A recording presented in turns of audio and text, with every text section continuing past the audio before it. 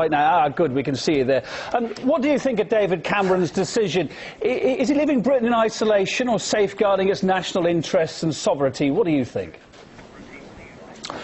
I don't think David Cameron had any choice to do what he did, because firstly, his own backbenchers wouldn't allow him to sign that deal, and secondly, the British people wouldn't have allowed him to sign that deal, because if he did sign it, it would then put it out to a referendum, and David Cameron would get the answer that he didn't want, which would be that Britain would leave the European Union. Are Britain isolated now? Well, of course they're isolated, because what will happen is that we will be in a minority of one. It will be 26 countries versus ourselves. They will outvote us all of the time, and I'm sure that Merkel and Sarkozy will punish us for this, and it will be the City of London that faces the burden, because what will happen now is you will see directive after directive after directive which will be designed to harm the City of London, and we'll, quite frankly, we'd be better off out. Do you think that's going to happen? I mean, what do you think the UK is going to do a bit further down the line now after this huge decision today?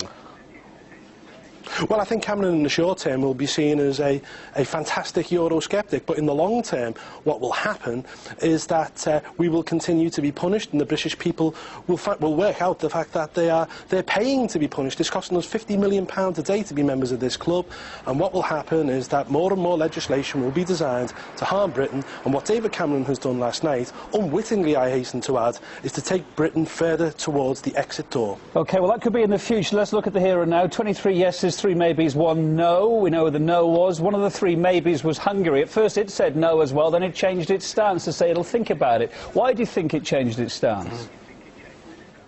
Because I think diplomatic pressure has been put on, and no doubt golden carrots have been dangled in front of Hungary, and I think the same will happen with the other countries who are wavering. Let's be clear, we will end up in a situation where we'll end up 26-1. Britain will be isolated, Britain will be on its own, and Britain will be punished. And let's also be clear on this point, Britain, we are paying a lot of money to be punished by this organisation. Let's come out, let's sign a trade deal, let's be friends with our European partners, and let's trade globally once again, and let's look towards an organisation which covers a quarter of the globe. It's called the Commonwealth. They're our own kith and kin and our real friends. The big question I've not really heard answered properly today, all the spin aside, and yes, these tight deals for the future, you know, this is all looking at it not happening in the future, the same problem that we've seen with the euro so far, but it's not solving the problem here and now, is it?